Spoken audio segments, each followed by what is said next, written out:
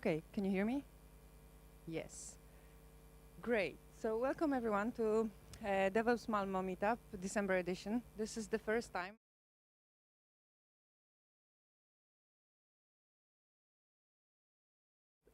But we have an agenda. We have a meet and greet phase right now. Then we very quickly, after a few slides, move over to the presentation. And then the pizza and drinks are already here. Start, and then it's all up to you what you want to talk about it and what kind of format you want to have. Then until pizza, we have to stick to the schedule. So yes, we are DevOps Malmö, myself, my colleague Albert. There is also Fredrik, who's not here today. DevOps Malmö existed for a while, and we had a little break in organizing meetups, and we had a change. Karen is no longer with us. He's fine, but not with us. And I stepped in. Yes. So we worked with, as DevOps CI/CD consultants, we worked in IT, myself, Fredrik, and Albert for quite some time. The group is called DevOps Malmö. We love sharing knowledge. Doesn't have to be about DevOps. Anything IT related really will do. So if you are interested in speaking, just reach out to one of us or all of us. There is a lot of different channels you can use for that. I guess Slack is the most interactive one, but yeah, we are on GitHub, we are on Meetup, of course, and then there is a Slack anyone can join. What did I have here? Yes, we already have a new meetup planned in our pipeline. Sometime in March, we're gonna have a presentation about Kubernetes. When we have the exact date narrowed down, it's gonna show up at the meetup.com/DevOpsMalmo, and very likely on the Foo Café site too, because I expect it to happen open source Sweden. Yes, well, welcome.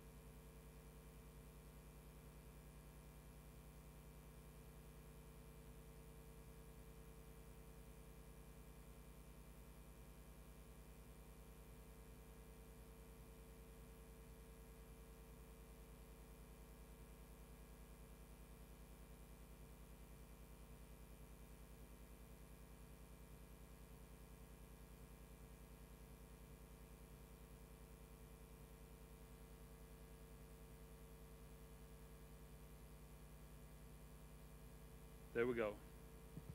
1, 2, 3. Yeah, cool. Sorry guys. Welcome to the session, and I'm Magnus.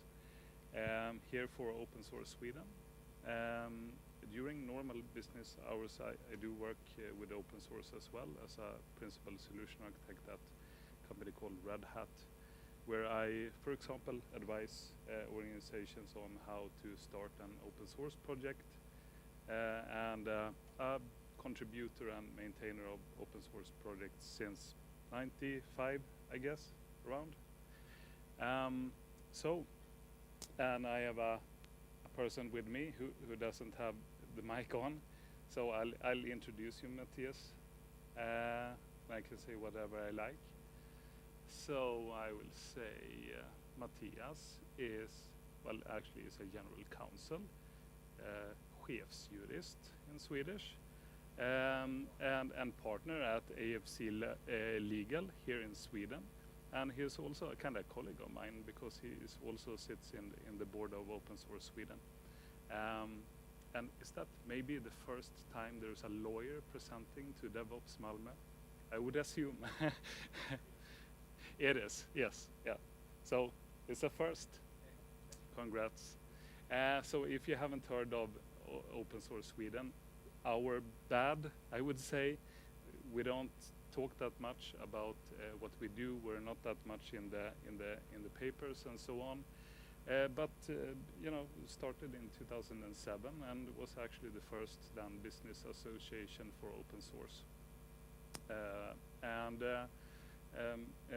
Our chair is Björn Lundell, who is a professor at Skövde University, and he's the researcher that has been, you know, researching open source and open standard the longest in Sweden, at least. One of the most former researchers on the topic in Europe as well. We are a small organization, mainly because we don't talk that much about us, I guess, about 12 member companies. We do employ a lot of people together, so we do have some impact. And when things does happen, also outside of the borders of Sweden, we try to influence. As an example, we had the Cyber Resiliency Act, which had a political agreement on that just a few days ago. And the draft versions of this legislation actually made open source illegal. Yeah. So we work together then, and that's a point when we for sure organize all of Europe kinda to try and fix the things that are broken.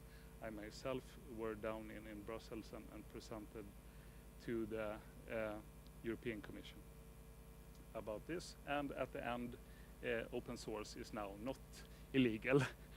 So that's good. Yay. Well, everyone was a team effort for sure. But if you think that sounds exciting, that's the kind of things that we try and do. Go into our website, opensourcesweden.org or .se, and you'll find more information about us, how do you become a member and such. And I do believe that there's probably more than 12 companies in Sweden that wants to organize around the topic of open source and open standards, for sure. So have a look. So let's get started with the actual topic, which is then things to consider when you start an open source project. And if you're here today because you have actually made that decision that you want to start an open source project, or even that you are maintaining one currently, congratulations! Wow! Bravo! Join the best innovation ecosystem and model in the whole world. That's quite cool, and it is fun. I think. I mean, for sure, to start an open source project, you get to engage with a lot of people, and some favorite topic of mine. And it's within your kind of standard context, organization, or whatnot. And then it's also, I mean, with other people that are just working in other organizations and companies, and it is really cool. But if you have made the decision to start a new project, then probably you have some questions about that, like where do you kind of start? How do you begin? And if you have an existing project that you're working with, maintaining, then maybe you're asking yourself how you can make that project more successful. And that is, without a doubt, complex. It's a lot of moving components here. But we are going to try to cover them all, basically. All the considerations required. So for the consideration then that like a person or a team or maybe a whole organization needs to kind of do in order before you kind of kick off your project.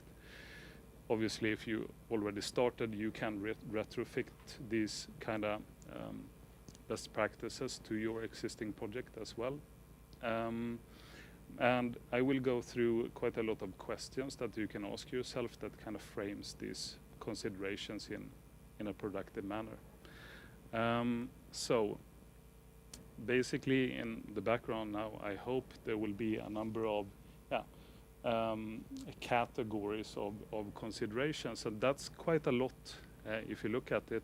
And that's the first kind of realization that this is a lot for one person to do. Which means that in an optimal kind of place, you would have a team of people, a task force, different work groups that are tackling these different topics.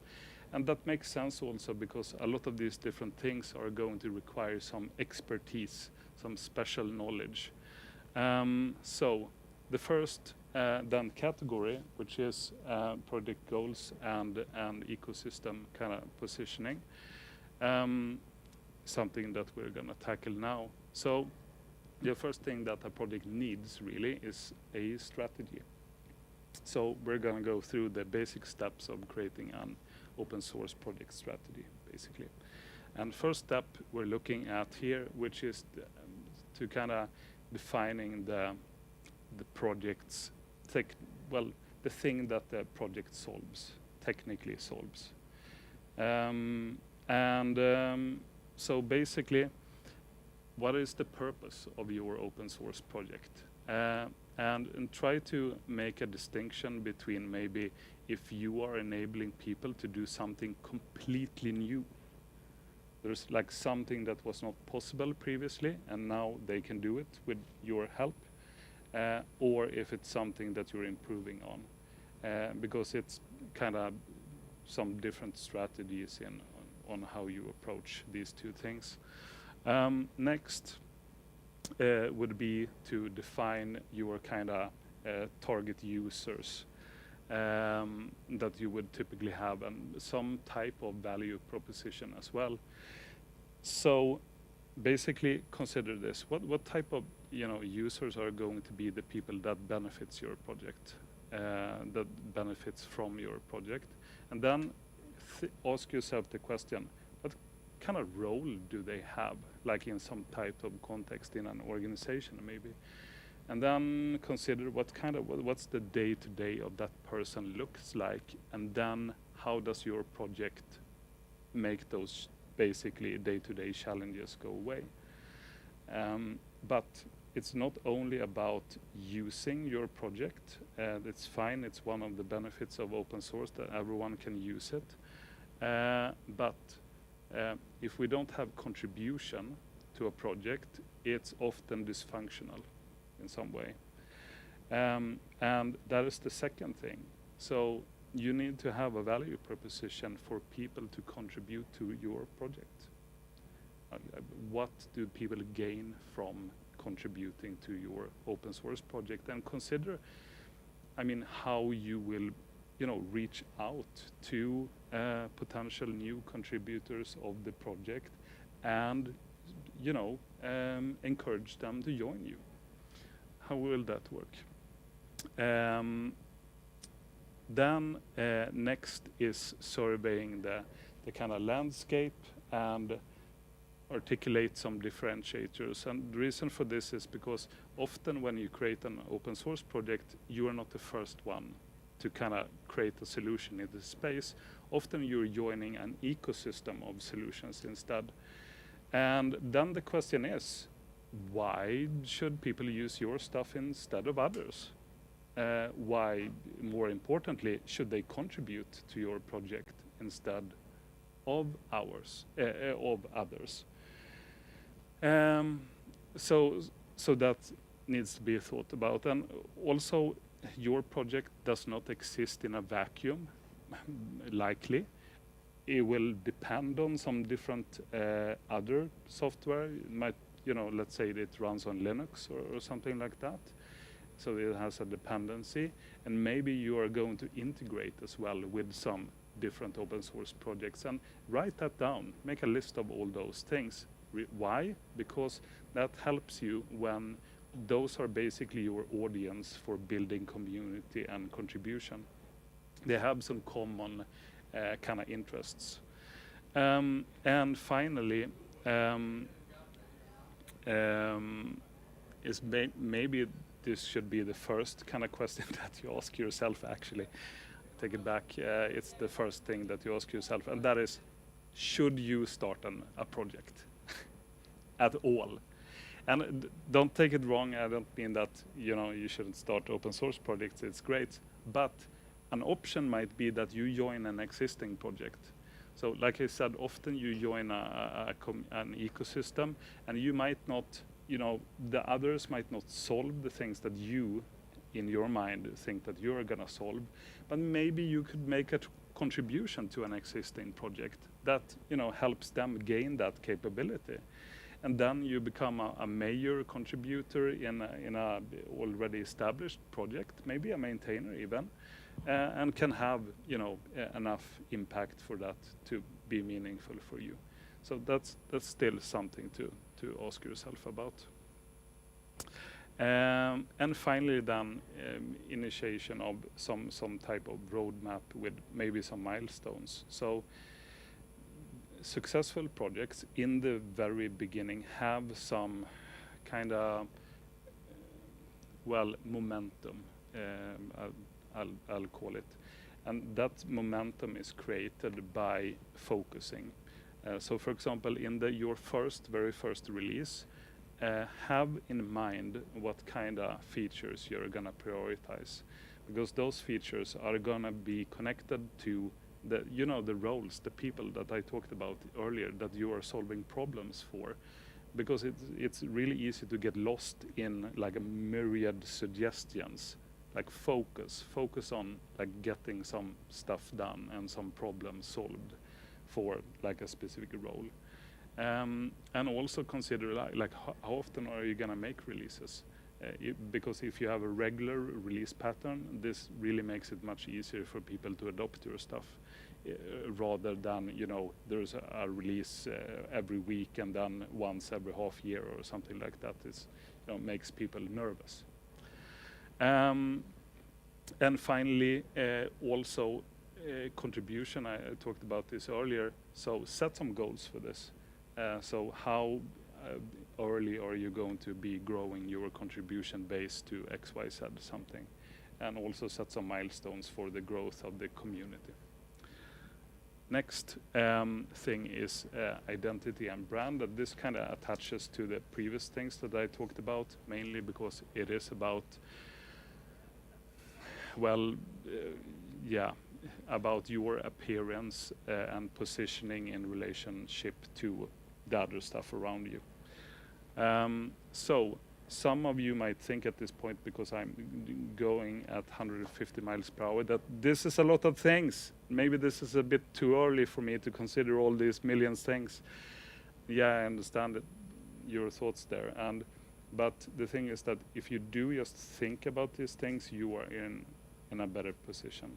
And trust us, when I work for a company that has thousands of successful open source projects, if you do these steps, you are better off 100% of the time. And your project, some basic stuff needs a name. For sure, it's not a difficult process. Gather some key stakeholders and such, create a short list of names, find out if some is taken or not, and then select one. And next is the visual identity of the project. This is important, actually. People gather around visual identities, and also it's a neat giveaway. It's like, here's the sticker for our project. People put them on their laptop. I do it at least all the time.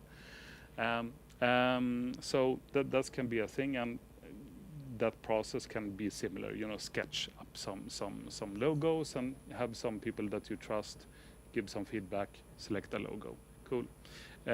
Finally, reservation of assets. So meaning that you have some domain that you want to reserve, probably some accounts in some different platforms and services where you also want to reserve some account names. You probably want, your open source project name as the account name on GitLab or GitHub or something like that, right? So go ahead and reserve those things at this point. So next is governance, and governance is really in an open source project process that kind of distributes power and responsibility. And you know, who does what and how of an open source project. And often open source projects gets created, like mine are often like, I have some good idea and then I just immediately create a repository, and then the governance is quite fluid right around that project, and that's often how it is. But you can really, you know, put yourself in the driver's seat by trying to at least think about the formalization of governance for your project. And I can say that all the successful projects, they have very defined governance structures. So there's quite a few considerations regarding that. First one is roles and responsibilities. So think about the different ways that you can contribute to your project. What kind of different roles do you have? And secondly, those roles are going to be connected with some specific powers and responsibilities. So what are those? And then finally, how do you become eligible for such a role? Because not everyone will just be able to pick a role in your project freely, right? You want to have some, you know, suitable people in some key places. Next is on the governance model and the processes of it, and basically create some preliminary processes that helps you with governance. For example, how do you elect leadership in the project? So you're gonna have a thing like in a little larger project, you're going to have people who are responsible for things like testing, engineering and specific subsystem of the project, community events, whatever, all these things. And those people should, I mean, be kind of, you know, chosen from the community, right? So what does that process look like, and for what time are those people elected as well? Because a good way to, you know, for example, retain talent in an open source project is by giving someone more responsibility and power. Mathias, good job. Now your job is to fix, you know, I don't know, all the people who are suing us. It's luckily it doesn't happen that often in an open source project, you know, but you understand what I mean. So you want to retain that access, so you get that person's own responsibility, and also changing around is good, healthy, makes it more dynamic instead of having the same people just, you know, managing everything forever. Even though it worked for Linus, but you know, normally that also changed finally. Right, then more also important, like who can influence the project decisions related to that, like who's doing the voting actually. Is there a way for community members maybe to amend these governance processes? Something I forgot. Well, yeah, on in the core of it, like who is approving pull requests. So what is required for that position, and maybe more importantly, how do you retain that? Like you have gotten that, you know, that role at some point, but how do you keep on having that access? Think about that. Then we have setting provisions for sub projects and lifecycle management. So with this is that you can have an open source project that has a lot of sub-components, a lot of small things. Consider the open source project we drive called Ansible, for example, has a lot of sub-projects, like thousands and thousands and thousands of them. So, and it might also be that people can, in that kind of way, join an open source project into your big umbrella. And then you need to deal with maturity of these sub-components or sub-projects. And you also need to deal with lifecycle management dependencies. Framework here has updated, all sub-components need to change to new framework. How do you deal with that? You need to, you know, communication and rules and stuff like that. So next, privacy policy, straight off, people want to know if there's some dealing with private information and how that works. Establishing a code of conduct. This is how you kind of set the tone for your community. How do people treat each other in general? And maybe more importantly, what happens when people treat each other badly against the code of conduct? What happens then? You need to define some consequences for this. And finally, foundational memberships. And by this I mean that it might not necessarily be that you want to own your open source project. Maybe you want to donate it to, let's say, a Cloud Native Foundation, Apache Foundation, Linux Foundation, so a bunch of different foundations, and they can accept projects into their arms and help you manage them. But they have a bunch of requirements, and that's not requirements that you will just magically got lucky and you're just in compliance with all of them. No. There's a lot of requirements, and you will have to read up on it and work hard, basically, if that's your kind of path. Finally, infrastructure and financing. So this is kind of building the backbone. I'm a bit slow, I realize. Building the backbone of your project when it's time for it to stand up. And basically, first off, establishing provisions for funding. So this is a lot of projects that get started. A lot of people that I talk to, they regret not dealing with this earlier, because if you have identified potential sources for funding, some processes for how to get funding and such for things like development resources, events, critical resources, then that's good. An example is that you have a small project becomes very popular overnight, and you only have like 2 people developing in it, and they are now forced to work like 24/7 to keep up. And then guess what? If you don't have funding at that point, you are relying on people just not having a life and just doing free labor. That's not good. Make sure that is under wrap, and obviously you need to have someone who is dedicated to be handling the funding and such, and under what circumstance can you handle funding.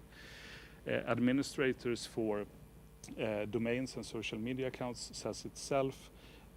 Trademark holders needs to be some person maybe that is holding trademarks or logos and names. And essential tooling then. So consider the kind of common infrastructure technology that is around an open source project, and then ask yourself, who is going to provide that? Who is potentially going to fund that infrastructure? And then who will have access and under what circumstances? And to kind of go deeper into that, here's a quick list of all the kind of things that we commonly see being used in open source projects. Don't worry, you are going to get all these slides after the session. But anyways, some of these things are really good to get up front, solve it immediately, so people don't have to struggle. Some of these things, let's say a chat room or something like that, might be better for some community consensus, that the community just agrees that, well, everyone is using XYZ something, and then we'll use that. So where it's better to kind of make choices as you go. Last category is metrics and sustainability, and the kind of best planning that you do for an open source project is often related to what happens once we have an open source project already released. And there are mainly 2 considerations there, and one thing is diversity and inclusion plan. And all the biggest open source projects in the world, they have really diverse contributors, diverse backgrounds, diverse skill sets. So how do you cater for that? If you don't have a plan, you'll end up not getting as many contributors as you could have. And finally, having some vision for what things should look like when everything is successful. So how do you measure metrics, outcomes, that indicates that your strategy for your project is on track. So you can see when things are going badly and you can change because that will probably happen. And with that said, this was a lot of information in a short amount of time, and we're not even done yet. And so the things that I went through here, you can download it, actually go to the presentation, and there's a link here where my company Red Hat provides a much more detailed version of this, where you can go through this kind of checklist of what do I think about when I start an open source project. With that said, out of these many things that we already now covered, we forgot something. What did we forget? Yes, Matthias, it's correct. It's the legal aspects of starting the open source project. It's correct. So Matthias, please come to the stage and I will help you get started. Let's see.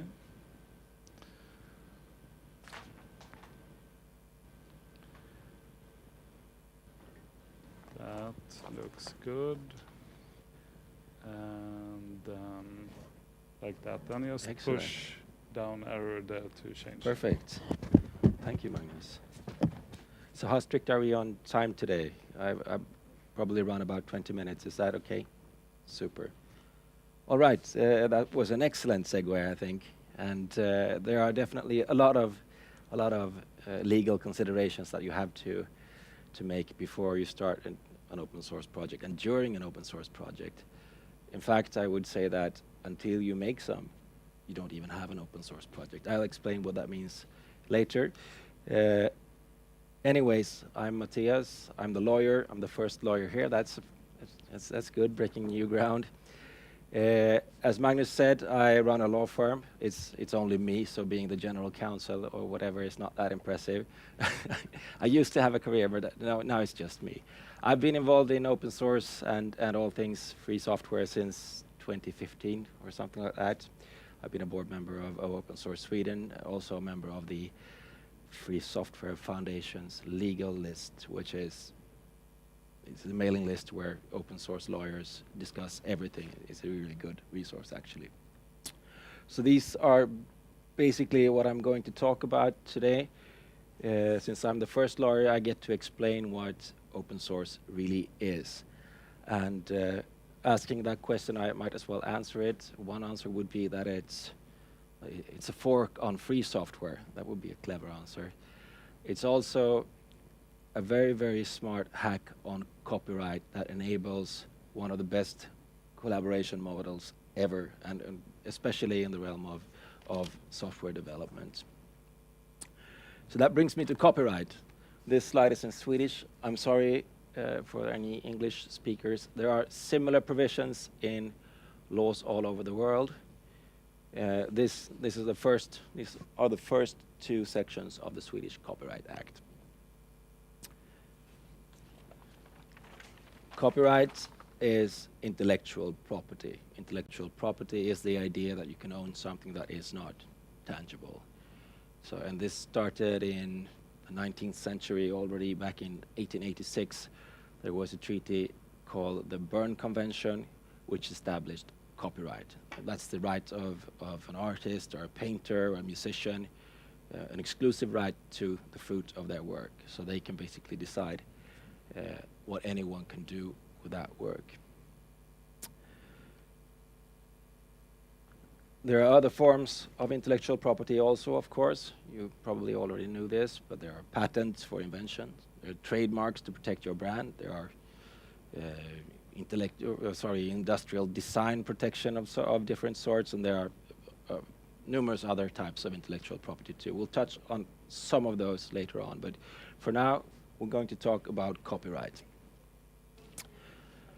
Copyright is divided in two rights, actually. We have the moral right, which is the right to always have your name mentioned whenever your work is displayed or distributed in any way or form. There are also a set of economic rights. The economic rights are basically the right to decide what anyone else can do with your work, if they have to pay for it, if they can make copies of it, etc., etc. Copyright is automatic. You don't have to register it. You can register it in the United States, but pretty much nowhere else. So it's automatic. When you create something, put it to paper or put it in your computer or whatever your form of expression is, it arises magically and you have copyright. Then you have to decide what to do with it. But yeah, so copyright, that's the tool that Richard Stallman, probably a familiar name to you all, had in 1970s, sometime when he had a seizure over Xerox firmware or software that he couldn't modify anymore. So he decided that this was it. Software should be free, and he set down kind of a bill of rights for free software. I'm not going to read this back to you. You can read all of you. Probably it's big enough. Notably, he touches on many of the ways that you can use your copyright. In these 4 freedom, he includes the right to run any program, to study how it works, to make copies of it, to modify it, to distribute it in your own name, so to speak. And importantly, he stressed that the access to the source code is essential in order to exercise these freedoms. Based on this, he went on to draft the GPL, probably the most famous open source license or free software license, as it were, and also form the Free Software Foundation. And that was pretty much it. You know the story of Linus and Linux and so forth, and how free software and the open source movement for many years really was kind of on the fringes, a little activist. There was a lot of ethics, still is a lot of ethics to the Free Software Foundation. There are certain beliefs that you need to share probably to be accepted. You don't need to earn too much money, you need to share, etc.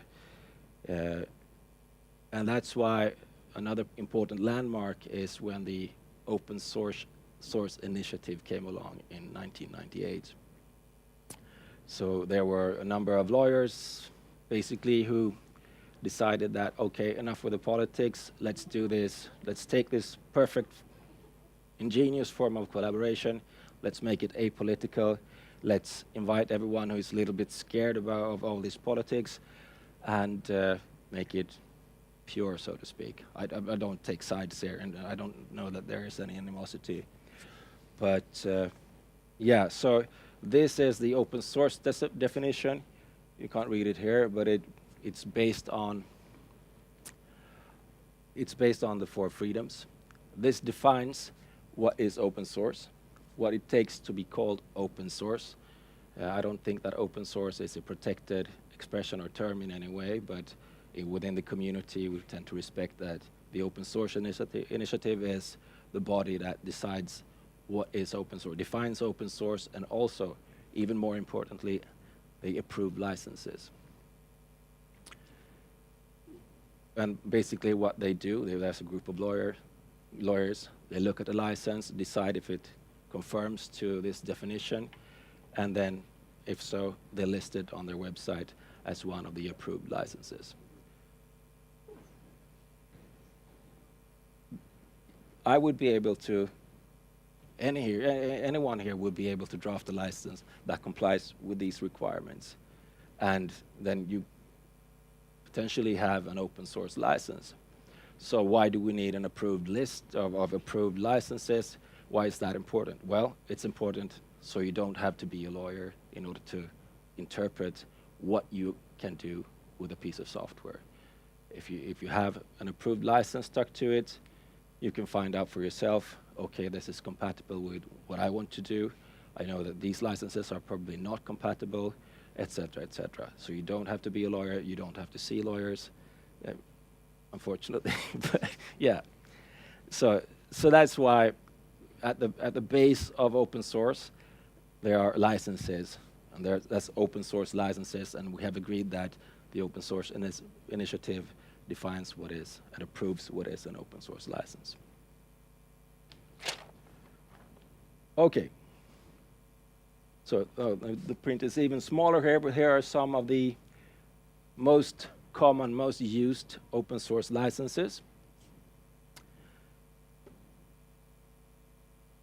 Yeah, back to, I need to say that open source, the terms open source and free software are pretty much interchangeable. The Free Software Foundation also has a list of approved licenses. They are the same. I think there's one or two licenses that someone forgot to include, but otherwise they're just the same. I would recommend adhering to the open source initiative.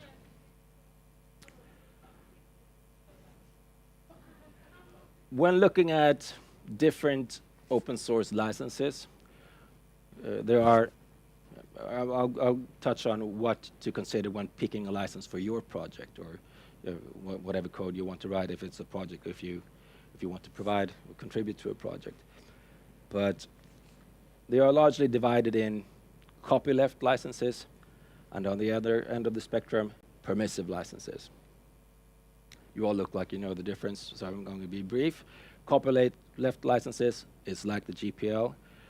They're also called share-alike licenses. They ensure that whatever is released, whatever you do with the code that you are licensed, you need to release under the same license. So that ensures that your code will forever be free. The permissive licenses, quite different. These are licenses that were drafted in universities in the US in the 70s. They say that, or they're often very, very short, say that you can do whatever you want with this software as long as you attach my name to it and respect that I don't accept any liability for the code whatsoever. This means that if you take a piece of software released under a permissive license, you can do whatever you want with it. You can put it on a CD and sell it. You can claim that it's your code as long as you mention Magnus names or whoever contributed to it. You can do whatever you want with it. This is good for in a certain context, whereas the copyleft, of course, is good in another context. There are hundreds of approved licenses. They are largely in these categories. Somewhere in between we have what they call weak copyleft. They all have slightly different purposes. There are some nuances here and there depending on what ecosystem you belong to, your software belongs to. But drafting a new license is never a good idea. There's something for everyone in the list already. So I'm going to skip that slide and go on to advice on choosing a license. Okay, it depends, of course, in what situation you find yourself. If you are starting a new repo, you're starting a new project, yeah, first of all, pick a license. Don't create a new one. And second consideration would be, where does my code come from? Did I create it myself? Does it contain parts of other people's code? If so, are they licensed under a license that could restrict my options? For instance, if Magnus, I steal some code from him and it's licensed under the GPL, there's no way I'm going to be able to choose anything other than the GPL. Yeah, okay, yeah, or later, I hope. Yeah. So the compatibility there is of course, an important consideration. As Magnus mentioned, the context. What other software will your software relate to? Will it be a plugin to something? Would it be whatever? And is there a dominant license in that environment? Is this an Android thing? Then probably you're going to have the Apache license. Does it connect to Mozilla? Then it's the Mozilla license. And all things Linux, of course, is GPL. So that's very important considerations, because otherwise there will be clashes and problems, potential problems. Next item is your goals for the project. You were talking about this as well, and if you want as widespread adoption as possible, as soon as possible, then a permissive license is the best option because it's the least scary, and people will be, or companies more importantly, will be ready to contribute to your project because they know that whatever they put in, they can also take out and do whatever they want with it. So that will be one. Your business plan and your intended business model is another thing.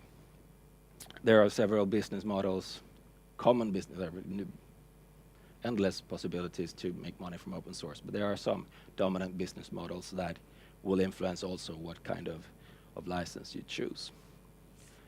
Politics, of course, yeah, are you a strong believer in copyleft, or is it more like a business decision what license to pick? Yeah. There are some tools. This is the OSI, the list of licenses. You can use filters, etc.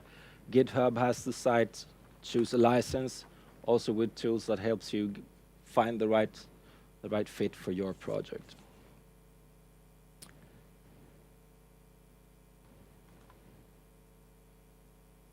Yeah, practical stuff. The project, the open source project, what is it? Who's in charge? Who owns this? We're talking about owning a project. From a legal side of things, we need to define what this project is. We have source code that several people has contributed to. That means they have joint authorship, meaning that they can only together decide on the license, etc. So nobody really controls that. You control it jointly. There are other parts of that. So that's the asset, really. Then you may have other assets. You may have a trademark. You have the website. You have this and that. And you have someone who pays for things and someone who doesn't pay for things. And you have liabilities, possibly. Even though there is a clear disclaimer, there could be liabilities, especially after the CRA. And who does that? Who assumes the responsibility for that? At some point, and this is really tricky legal stuff. So at some point, that what you have will be a partnership. That could be complicated if you have company contributors and so forth. So the only good advice I can squeeze into this session would be that use the governance tool, set rules, set roles, and be really clear on who does what and who decides and so forth. And then from there, it will be easier to figure the legal stuff out as well. Yeah. Handling pull requests, inbound code. Do you need a CLA? CLA is a contributor license agreement. Anyone contributing to the project, of course, has copyright to the piece of code that he or she has created. So the common rule is inbound equals outbound, meaning that whatever license is set for the project, that is also the license that every contributor would submit their contributions under. That is not necessarily so, and probably not the entire solution to a problem that could be tricky. Let's say that Magnus decides he wants to mess with my project and submits a lot of malicious code, and I'm hungover, so I just accept those pull requests, and all of a sudden it's chaos. Does he have any liability for that? Or let's say he uses ChatGPT he wants to be a very important contributor, so he has ChatGPT write a lot of, or Copilot write a lot of code and just floods, yeah. So there can be problems stemming from that as well. You get bad code. Even worse, you get code in a project that is licensed under a permissible license, which is under GPL. So all of a sudden, whoops, now our project is GPL. You could have malicious code, as I said. You could also have, and this is a recent problem, code that doesn't have copyright at all because it's created by an AI tool. So in certain jurisdictions, it's not possible to get copyright for that. So now you have a work or a code base that is copyright with holes in it. So that's going to be complicated as well. Yeah, so we're talking about project going into a business. I think that's an very interesting topic, and we should really do something. Again, you have always the possibility to fork, because this is open source. So if I don't like the decisions that the maintainer or whoever owns the code or pretends to own the project at least, I can always take it, start another repo, now it's mine. And that's not very good practice or good for the collaboration and not good for developing code. There are several, of course, thousands of forks. Some are good, some take on a life on their own. But it would be better, I think, to cooperate as far as possible. But yeah, on the topic of when it becomes a business, yeah, it depends really on what you want to do with it. If you want to monetize it, if you have started this project with the aim of making it a business or using it in your business, yeah, then there's another set of considerations that you have to make. Oh, there we go. This is my favorite slide. This is, yeah, this is how to decide who has copyrights if an employee submits code or creates code. So we start here, and the question is, did the employee create a computer program? Computer program is the term that is used in the law. And then we follow the arrows, and you don't need to follow the arrows, but there is an exemption in the copyright laws everywhere that if you create a computer program at work, copyright vests in the employer. Yeah. Then we have the problems knowing, when are you at work? Was this part of your work? Did you do this in your spare time? Did you do it on your employer's computer? Did your employer also contribute to the same project? Yeah. So there are, or even worse, are you a teacher? Then the exemption doesn't apply. So yeah, employee, and everyone is an employee. Magnus is employed with Red Hat, but and maybe in my project he contributes in his private capacity. Maybe the project grows, it's a business, and we have employees of our own. Yeah, you get it's complicated. So my strong advice would be to always make sure that whoever contributes in the right name. If you have employees, if you are employed, make sure that your employment contract makes clear whether your contributions to open source projects are made in your own name or if your company owns it. This applies not only to the economic rights of copyright, but also to the moral rights.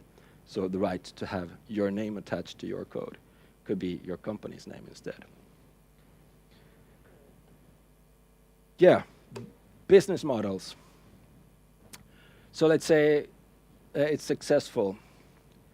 Your code is getting attention, it's getting used, and it's getting tiresome to maintain the project. You spend all day, all night in your spare time looking at pull requests and managing contributions, etc. And eventually you think that, well, probably what if I do this for work instead? Is there a way to get some money from my free software, open source software?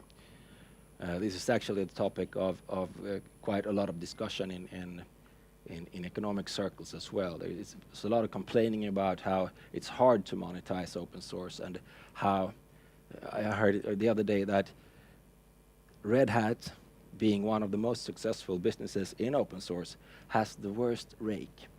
The rake, this is kind of a metaphor where you create a lot of value, but you can't rake it in. So, and open source businesses have poor rakes.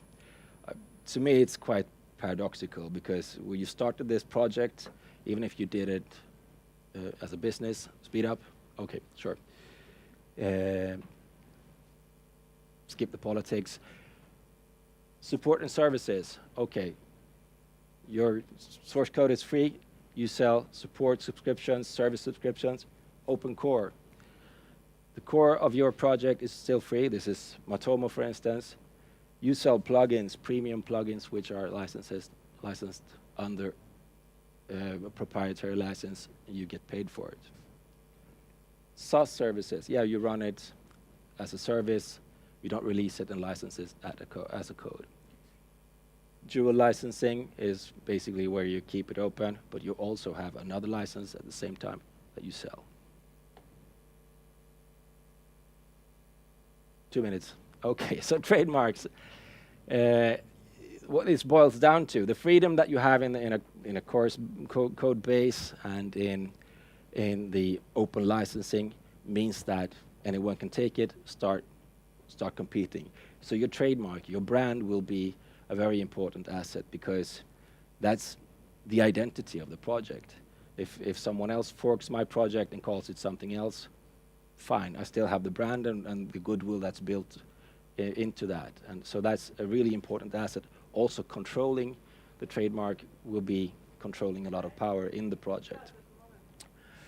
The trademark, own it says here, doesn't need to be open source, but you better own it yourself, and you register a trademark to get the rights to that trademark. Then it will become valuable, so decide wisely on who registers it. Is it registered on a legal entity, or is it private? You can probably license that to the project at a later stage and earn a lot of money from that. Okay, so these are my takeaways. Open source and free software relies on copyright. That's basically what it is. Your project needs an open source license. Choose one, don't write one. Be careful to look at the incoming code. Make sure it's not contaminated or bad in any way. Choose a business model wisely that suits your goals and where you want to go with the project. And when it starts to become a business, talk to a lawyer. Thank you. Sorry for going. Are you willing to answer some questions if there are any? Yeah, absolutely. Very good. Then, are there any? Or you were just perfectly clear? Super. So we can hear it. Yes. Thanks. It was a great presentation. Thanks, guys. Thank you. So one question I have is, you mentioned early on that you should sort of focus on your target users, and because those users will also contribute to the project. But what if you have a project where you have your target users that have sort of the problem that you're solving? They are not coders, like they can't contribute. Do you have any tips for like how you get others that might not benefit directly from your software to contribute?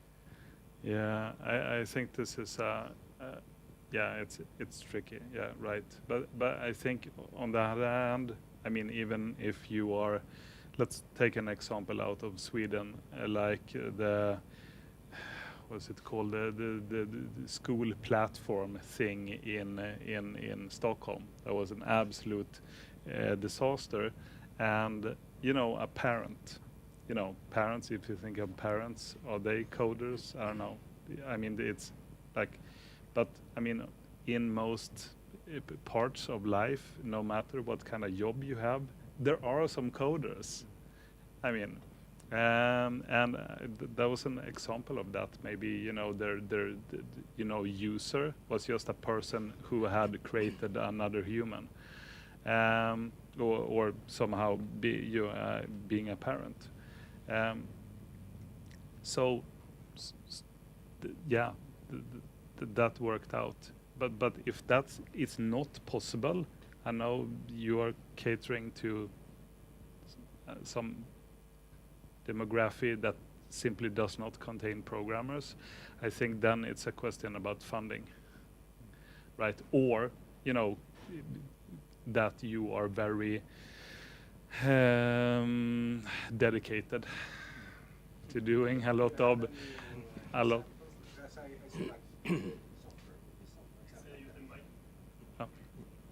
Just to be more concrete, so a video editing software would be an example. Like the people making the videos are typically not the ones who are super well versed in image processing. I don't know a good example. I mean, when there's simply not any like programmers there. I have a colleague of mine who's blind, and you know, he creates software that caters to blind people. And normally, people you would say there is no developers there, but yeah, there is.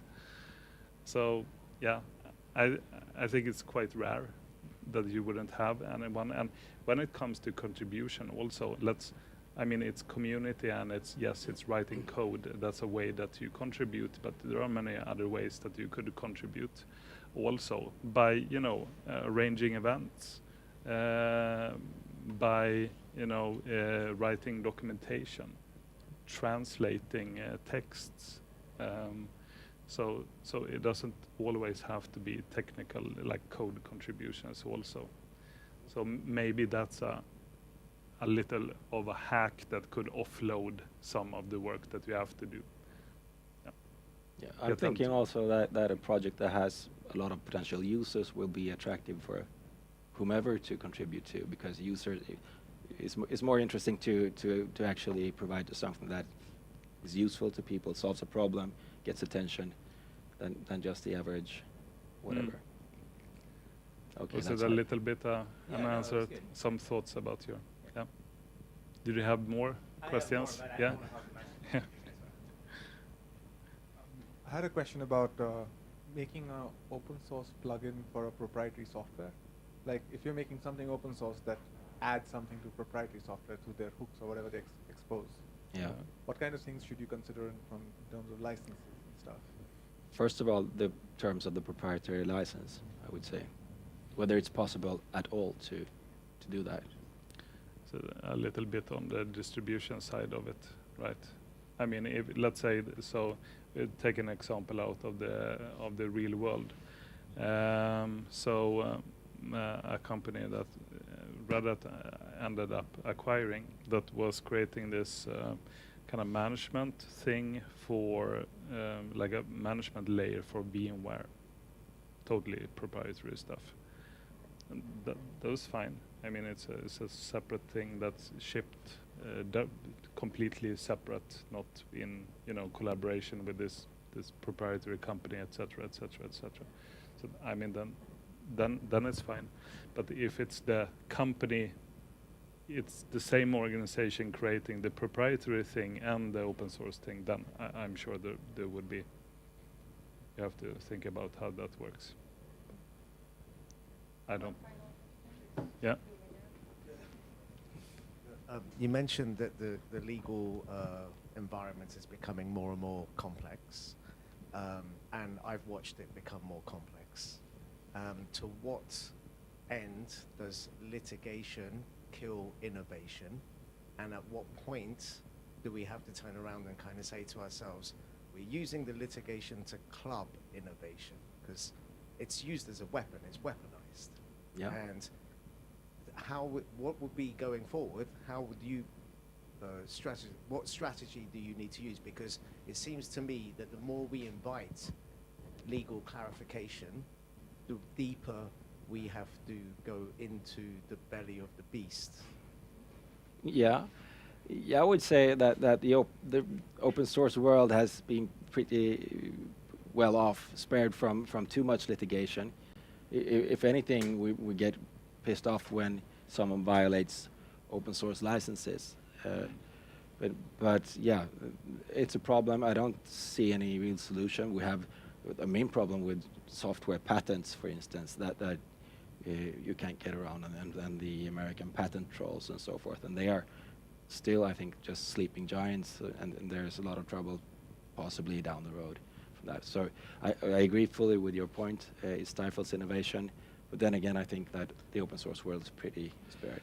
Yeah, for sure. I mean, I remember in the kind of, I don't know, before it became this big thing, that at Red Hat we had this indemnification clause in, like, when you get the software from us, that was, I mean, put there to say basically if someone comes out of the woodwork and said, hey, you're running our code here, then we would, take responsibility for that and send, lawyers to fight it. But I don't know of any big famous cases where that was actually became like a huge thing. Yeah. Great. Thank you so much. This was fantastic presentation. I guess the conversation can be continued in a little bit less formal setup, closer to pizza. So I'll Yes. welcome you in the other side of the room. Thank you.